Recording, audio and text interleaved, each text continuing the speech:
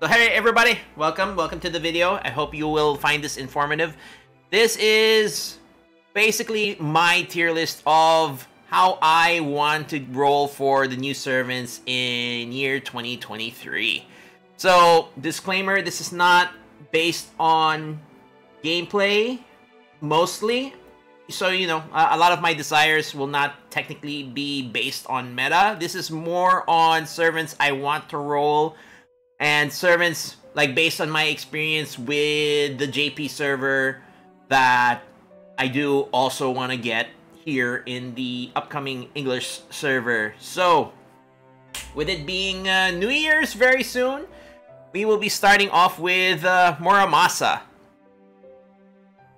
Where's my mouse? There it is. So, Muramasa. It would really depend on like your current ability for arts looping. Right now, my go-to arts looping would be Space Ishtar and Summer Musashi. So right now, I don't really have a huge need for another arts looper, but I would say because of Muramasa's kit, his kit is basically a very solid looping kit. He basically almost has every attack buff in the game, and he would be nice to have. Like, I would definitely want maybe throw a multi or two or whatever to try to get him, but I feel like he wouldn't really be a priority for me personally to summon in 2023 because I already have alternatives for looping. Then we have, next would be Tyra. Tyra is a 5-star Avenger. Single target and quick based unit. The concern I have with her is that, I mean, sure, she would be great. Especially when you're dealing with anything within her niche, which is against Genji enemies. And for being a single target Avenger, like currently I don't have Jolter, let's say.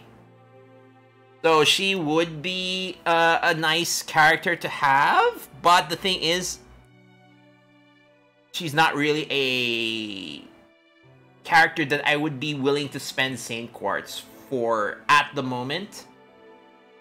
But the thing is, you also have to consider, like, there have been, like, how many banners for Tyra? I think there's only been 2 summon banners for her so far. So that's in January, next month.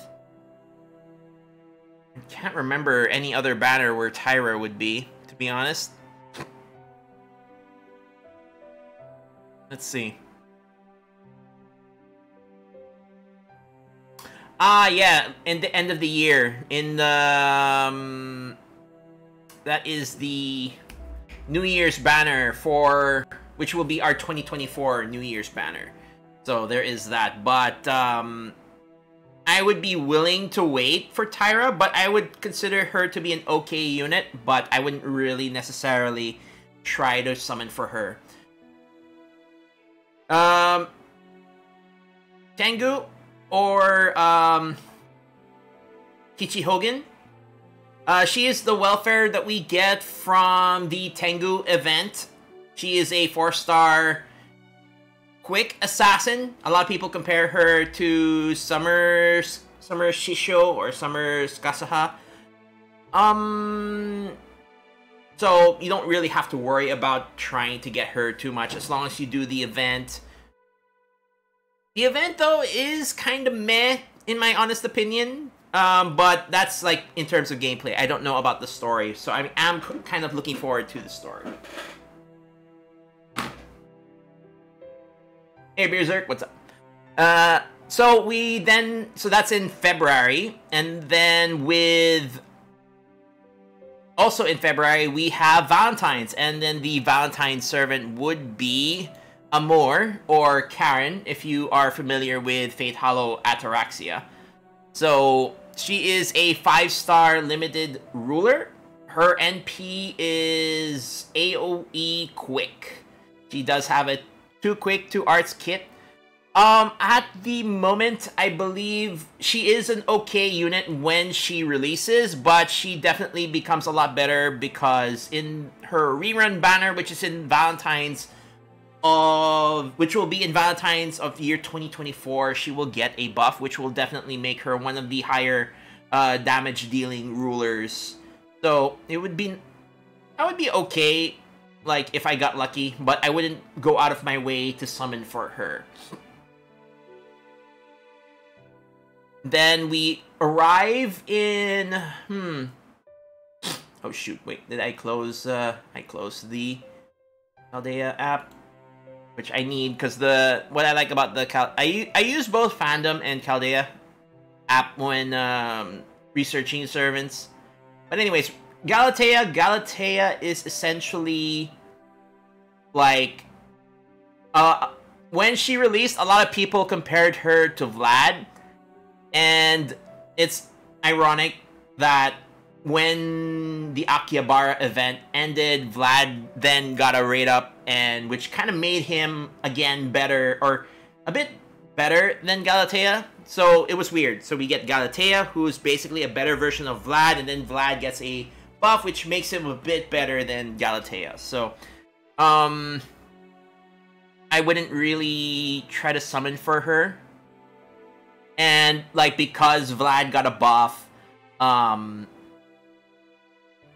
yeah, I wouldn't really see a reason for me to summon for her. Because I already have Vlad. I believe he's NP2 if I'm not mistaken. I'd have to double check my own roster. I sometimes get confused between my JP and EN roster, so that might be that might be something I'd have to double check. But yeah, I wouldn't really go out of my way to summon for Galatea at the moment. And plus, she's permanent, so along with Vlad, you know, they both can summon for... not both can summon. They can both be there to spook you at any point in time, so there is that. Miss Crane? What would I say about Miss Crane? Miss Crane, I feel like would be... is definitely...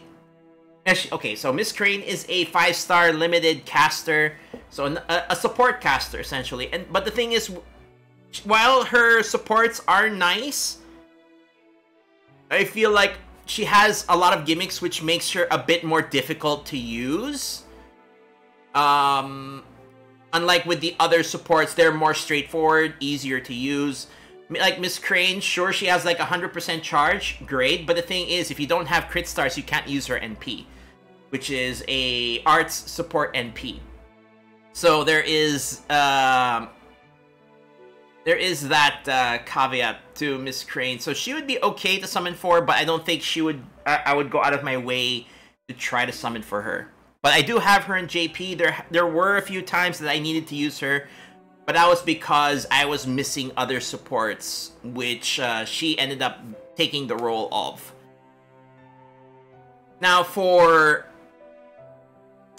Miss Crane is in the Idol Collab event.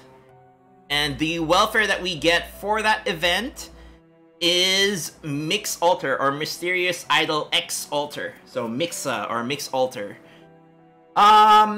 She's a very solid 4-star foreigner. Quick based. Although I wouldn't really see her being used for looping, but she does have a unique niche where she does extra damage against machine enemies. So there is that. So if you're gonna... And also, you know, you'd really want to do the Idol event. I really enjoyed it.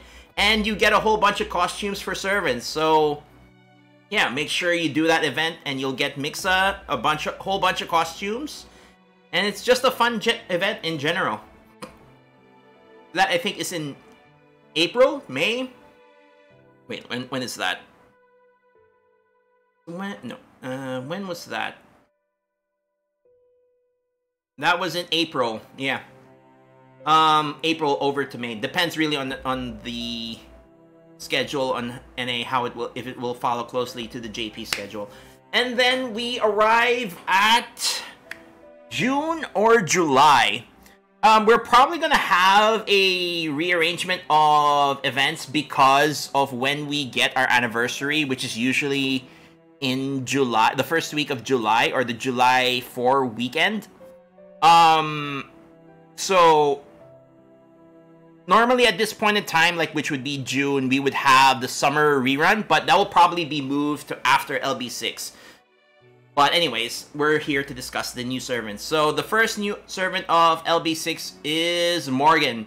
For me personally, she is a priority summon. Why do I say that? One, even though her NP damage is a bit on the low side, with her being a berserker, she does effective damage against almost every class, so that makes her an excellent farmer.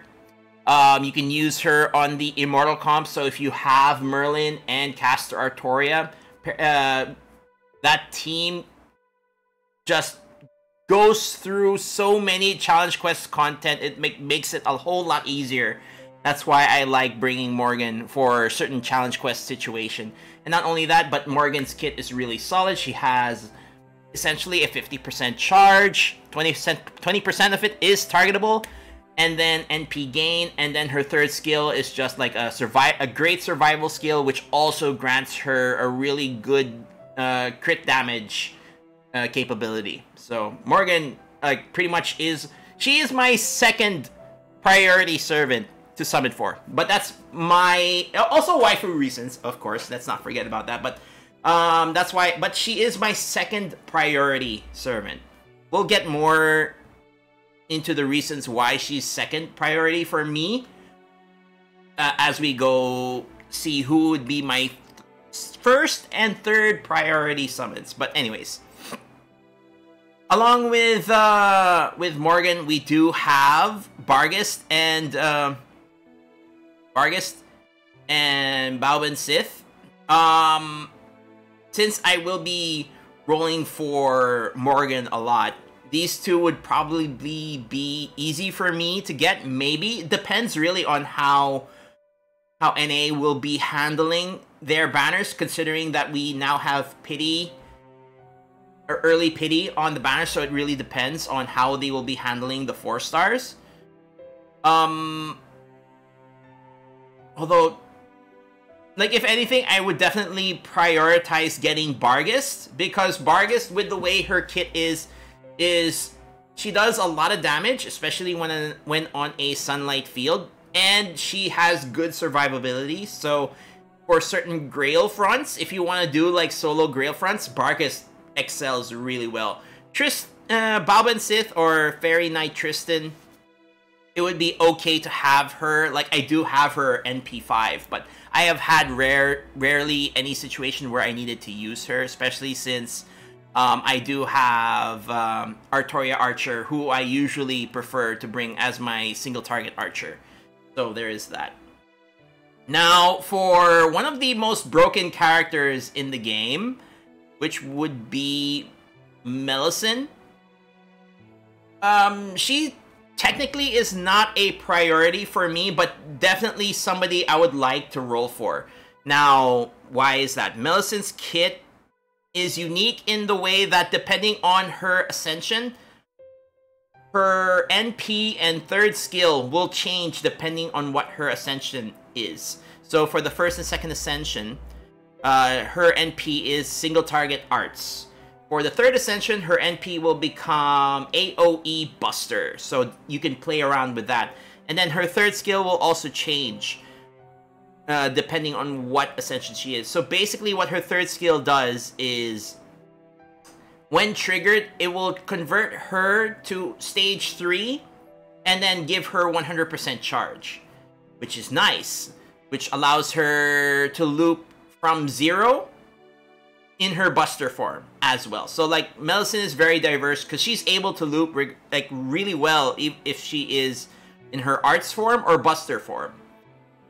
But her third skill does change if she is at Ascension 3, which essentially just gives her, well, not just, but it gives her NP damage increase and invuln for 1 turn.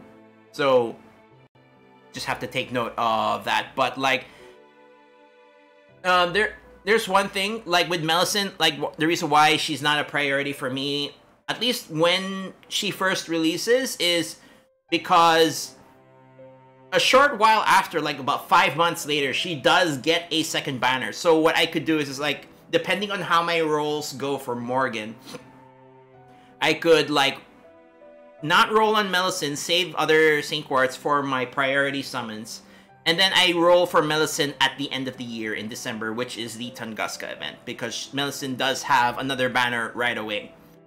So there is that.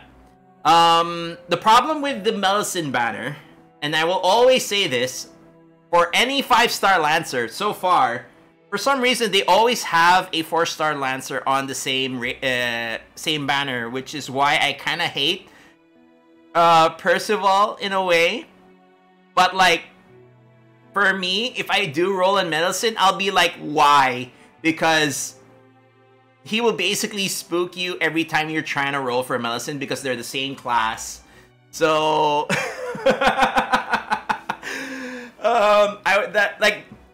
Percival's kit is really good. He would be really nice to have, especially if you don't have a 4-star Lancer that can loop, which is his role. But then again, you have Lambda, you have Vitra, heck, even Fion, who are Arts Lancers that can loop for farming. But the reason why I would put him here is because I would be rolling for wanting to get Melisande, and yet he will probably be the one to spook you if you're not careful. So you'd have to hope. So even if you see gold orbs, or if you see the Lancer card, silver Lancer card turn gold, you have to beware because it might be Percival instead of Melisande. So that's why I would put him there. And why? It's not because his gameplay is bad. It's just because I don't want him. Well, I kind of do want him, but the thing is, I would have preferred Melisande. So it's not that he's bad. It's just that I would be more annoyed than anything. Okay, so we got that done, and then we are now at anniversary. So this will be probably around July 4, which has been the historical pattern for our anniversaries on the English server. And the anniversary servant is Koyanskaya. Koyanskaya is my #1 priority summon. She is my #1 priority. She definitely helps a lot of Buster units with farming, especially, let's say, Artoria Saber. She can enable Artoria to 3-turn loop for farming, and you don't have to worry about NP refund because your goal is just to have enough charge to be able to fire NP every turn, and Koyanskaya enables that with a lot of Buster units. That's why, and you know, with my waifu being Artoria, she enables Artoria to be able to farm for 3 turns, which is why getting Koyanskaya for me is my #1 priority. But that's me personally. If you ask anybody else, there will be a servant coming up very soon, which will probably be on the #1 priority on a lot of people's lists. But this is again personal. For me personally, this is my one desire. Yeah, she's my #1 priority to summon for. And then Habatrot, technically, we get for free from if you clear LB6. The story, you get 1 copy of Habatrot for free, and then she will be added to the friend point banner, and then you can roll the other copies from her there. So Habatrot, if you don't have a 4-star, she is a 4-star arts AoE writer, and if you don't have, like, let's say Da Vinci or Odysseus, she is definitely a good unit to have for that situation, since especially like if you do have enough friend points, you can get her to NP5 relatively easy. And which is my situation. I don't have a arts rider for looping or for farming, so Habitat will probably be my go-to once she does release an LB6. So we come to which will probably be a lot of people's #1 priority for 2023, which would be Oberon, which is technically my 3rd priority. Now, which the reason why he is a very highly sought after unit is, one, because his next banner will be 2 years, well, more than 2 years later. So you're gonna go a long time without him if you don't try to get him in this banner, which is after anniversary. I mean, he'll be on rate up, overlapping Koyanskaya, so you could probably like wait for both of them to be on rate up and then try to see if you can get both of them, so sure. But the reason why Oberon is gonna be a priority for a lot of people is because while sure he has a 70% charge on his kit that's targetable, and he does give Buster units a huge buff, but the thing is, really, if anything, he's not just a Buster support. He is essentially, he can support any card type, whether it be Arts, Buster, Quick. He can support almost any unit in the game, except Merlin. Nah, I'm just kidding. No, like, but really, like he has a trait where he doesn't work well with Merlin. But yeah, he's gonna be a huge priority for a lot of people, especially nowadays from what we've seen with the 90++ content that is on JP. We don't currently have that yet on the English server, but there have been 90++ nodes, which is a whole lot harder to go through since you have enemies of close to more than 800,000 HP to like 1 million or even more HP. So a lot of times you will need Oberon if you want to 3-turn those 90++ farming nodes, which is another reason why he is a priority unit to summon for. So you'll see a lot of people have Oberon like on priority 1, but for me, he's 3rd priority. I would prefer to have Koyanskaya and Morgan, and then I could just, always skip Oberon for 90++ nodes and just stick to the 90+ nodes. But I mean, I would definitely want to try to get Oberon for sure. But again, I have other priorities. But we should really try to get him this year or this coming 2023, because it will be 28 months till his next banner. So take that into consideration when rolling in this Lost Belt 6 gauntlet per se, because there's so many good banners in a span of 2-3 months. So that's Koyanskaya. Well, I mean, if I also include like the existing servants, we have Da Vinci, Castor Artoria. There's a lot of people. Hey Cad, how is stream? Thank you for the raid. Welcome everybody. Welcome. So I'm just gonna disclaimer. I am making a tier list, but this is not for gameplay. This is my personal desire for rolling for servants next year. I mean, you could use it as a reference, but just because I know like some people don't like tier lists, but this is more of my summoning priority for next year. So a quick recap, I guess. My priority is like #1 Koyanskaya, #2 Morgan, and then #3 Oberon. So those 3 are pretty much my current priorities at the moment. We just finished discussing the LB6 servants.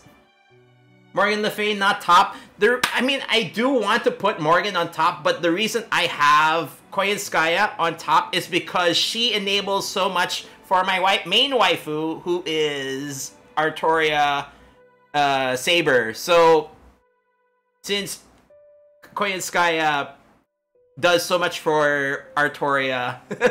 That's why I have her as my priority. And then, of course, Morgan is a second priority because Saberface, because of her farming capabilities, and because of her ability with the Immortal comp.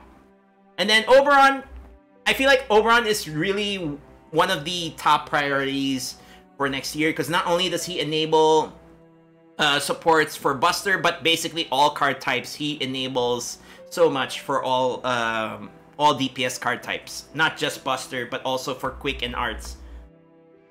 But yeah. And then, yeah, so hopefully you've caught up. I mean, there is Muramasa, Melusin. They are characters that I might maybe throw one or two multis here and there, but they're not really a priority for me because, one, Muramasa, while he is great, I have other alternatives for Arts Looping. Melusin would be great, but I feel like I can wait for her till the Tunguska banner. So, not necessarily a priority, but she is definitely a good unit to have. And then as for the rest, they're more of, sure, okay. And if you're wondering why Percival is here in the Y, don't get me wrong, Percival is a great unit. He is a good Arts Lancer for farming. The problem is, since he is on raid up with Melusin, I feel like whenever I roll a Gold Lancer and it doesn't become Melusin, I'm gonna be like, why is it Percival? Why? I want Melusin. So hence I put Percival there. But yeah. Okay, so next would be Okita. I mean, Okita, Saberface, so I definitely would want to get her. But at this point in time, it'll really depend on how many Saint Quartz I have left, because I'm going to heavily invest on these three characters. So depending on what I am left with, Okita would definitely be a banner that I would roll for, and if I get her, great. Because another nice thing about the Summer Okita banner, Okita Altar banner, is that you also have Anastasia and Corday. Although Anastasia, I don't really... No, she would also be okay to have, but having these three units on the same banner would be great, is because, one, Okita, Saberface. Two, Corday. Corday is a single target 4-star caster.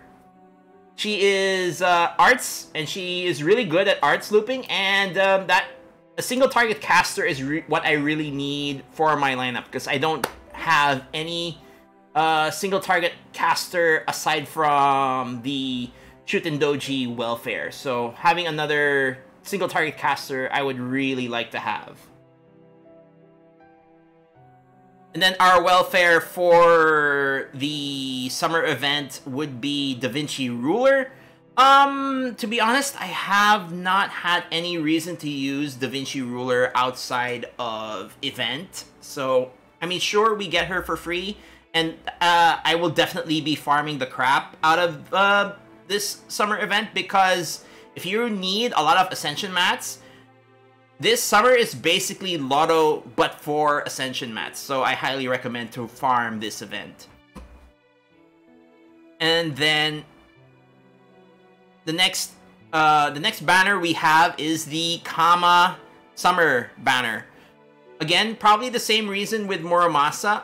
I have other alternatives in terms of arts looping, and with Summer Kama being a 5-star arts Avenger, she is very similar to Space Ishtar, who I already have. I mean, I would definitely like to get Kama just to have Kama, and then I would probably like jump back and forth between her and Kama depending on like what I would need for that situation. But I would definitely like to get Summer Kama.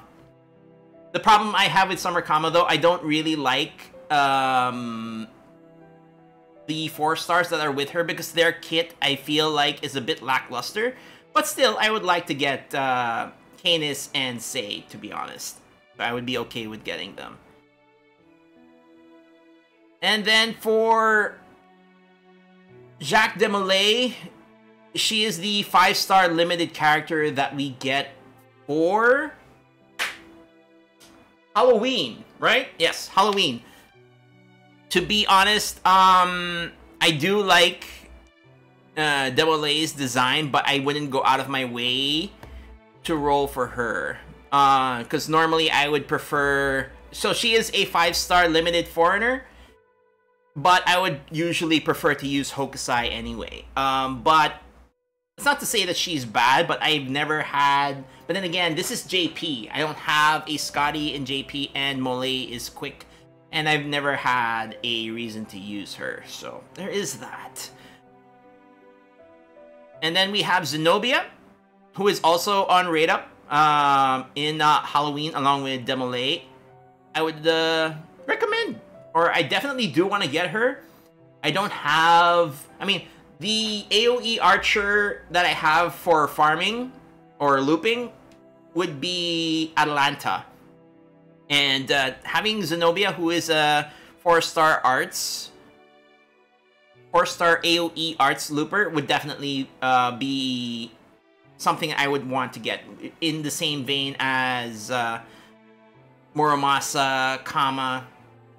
So I would definitely want to get Zenobia because there are quite a few nodes where she does definitely help out with farming.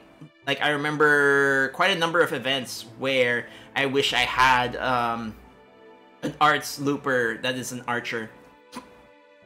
But it really depends. Like, the other counterpart that I can only think of would probably be Jean Dark Summer. Or, heck, maybe even Muramasa in a way. Sorry, not Muramasa, Emiya in a way. But, yeah, I would definitely like to be able to get Zenobia. And then our welfare for the Halloween event is Cinderella, or Elizabeth Cinderella. She does hit quite hard for a Buster Rider. But again, that's a situation where I haven't had any other situation to use her aside from her event. I just know, like, I know I probably mentioned this earlier, but boy, do we get quite a number of welfares this coming year. Okay, and then for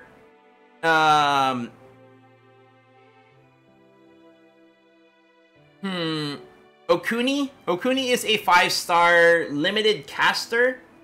I think limited? I could wait, let me double check that, chat. Okuni, Okuni no Izumo no Okuni. Yeah, she is a limited 5-star caster. We get her from the Gura Gura event. I guess in the same way with Corday, I guess her position will depend on how my luck is with Corday. Depending on if while I'm rolling for Okita, if I'm able to get 2 copies of Corday, I wouldn't have a reason to roll for Okuni. But, I mean, I guess if I do want to fight against demonic enemies, Okuni would be nice to have. But that, of course, that would be her in niche. So it would depend on my summer rolls on whether I would want to actively or consciously roll for Okuni, or probably wait until her next raid up, which will be in the rerun, Gura rerun the following year. So it's a mixed bag for me on where she would go. But for now, I'll just put her on. I would definitely want to get her next year. And then we have Ranmaru X. She is a 4-star Avenger.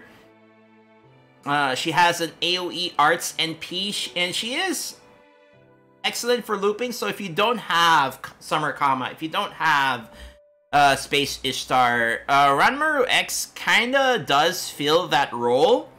Although I would say that her damage, even at NP5, I still feel like is not as good as Summer Kama or Space Ishtar, because when I remember I wanted to try her out outside of her event, I still ended up switching back to Summer Kama and Space Ishtar. But if you do get her, I mean, this is the welfare from a good Guda Guda event, so you do get her NP5. This is more of a personal gripe, but I have to keep her on mute whenever I'm farming with her, because her NP, after listening to it for such a long time, it just hurts the ears so much.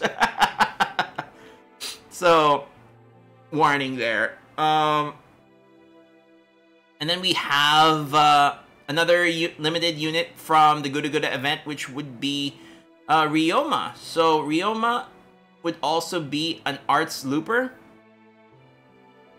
Trying to remember if Ryoma has a... let's see. Does Ryoma have a 4-star Lancer also on Raid Up when he releases? No, so it's Assassin. Okay, so one of the very few limited 5-star Lancers that does not have a 4-star Lancer on Raid Up, so sure. So at this point, if you still don't have Lambda, Percival, Fion, or Vitra for arts looping Lancers, Ryoma is kind of a good solid choice.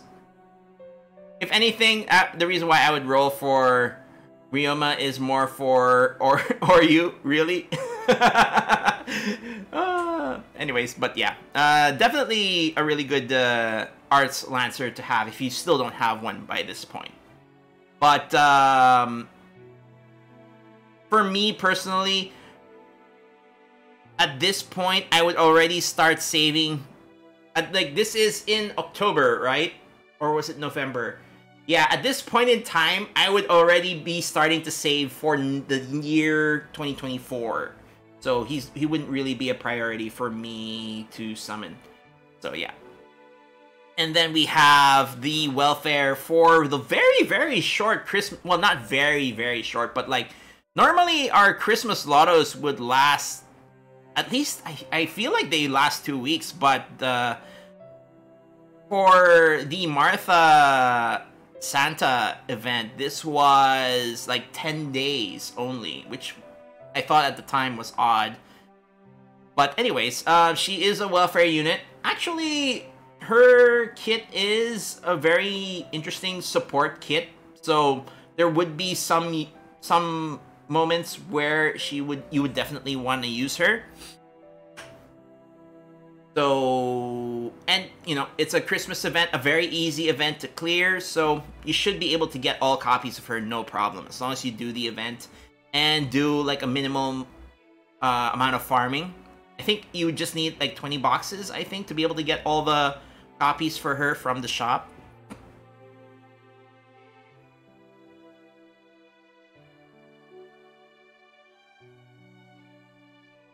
She's good in the Tunguska raid. Ah, okay, so that's... Yeah, definitely want to have her, because the next event would be the Tunguska event, which is a raid event. And, yeah, according to chat, a lot of people used her as the support unit. So, speaking of Tunguska, we have 2 new riders, which is also a double rider raid up, but regardless. So, we have... what's his name? Taigong Wang? Right?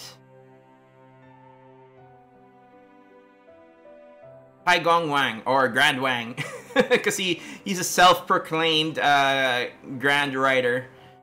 But I mean, he is interesting in the way that I feel like they tried to make him a quick support, but his support abilities is not enough, and he is a bit selfish in one of his skills. So I feel like I wish they tweaked his kit a bit more to be able to help quick servants loop better. But I mean, he's okay to have, I guess, for certain situations, but I wouldn't really go out of my way to try to summon for him. And then we have Fubuki. I mean, Dobrynia. I made this joke so many times before, but I just like how the moment I saw her, the first thing I think is, oh, it's Fubuki from Hololive. So yeah. But anyways, I would definitely prioritize getting her over Grand Wang, but that's more on personal reasons, to be honest. So, yeah, and then these two are basically the last new servants that we get for 2023, pretty much. So that is my desire list, I guess. Not necessarily based on gameplay, but a lot of it does, like, a lot of the gameplay does affect my choices, but still, like, you can see certain situations like Galatea and Percival are not necessarily bad, but I wouldn't want to go out of my way to go for them. A lot of the characters who would be nice, I'm like not prioritizing them just yet. Then, you know, my priority really is gonna be that short LB6 period, which overlaps with our anniversary. So that would be third would be Oberon, which I can see maybe a lot of people wanting to prioritize him because of just how good his kit is in buffing not just Buster but also other card types. And then my second priority is Morgan because Saberface, her capability to farm, and because of her usefulness in the Immortal Team comp. So if you already have Merlin and Castor Artorias, Morgan is definitely a solid choice to bring to the party. And then Koyenskaya, who is my #1 priority because of just how she helps a lot of busters being able to 3-turn loop or farm nodes. Mainly for me, how much she enables Artorias Saber to farm. But yeah, I hope you guys found this informative. I'll definitely be uploading this on the YouTube channel. So if ever you want to see the entire VOD, if you're watching the stream and if you join in the middle, I will be putting this on the YouTube channel. So yeah, I hope you guys enjoyed, and the next video will probably be me going over the GSSR. So I hope you'll enjoy that one as well. So till next time, bye YouTube.